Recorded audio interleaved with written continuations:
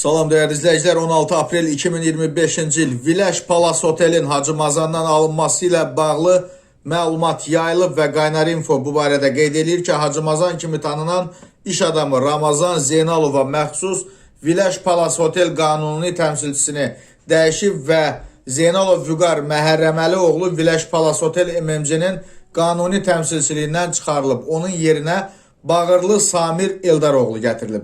Qanuni təmsilçinin niyə dəyişdirildiyinin səbəbi bilinmir.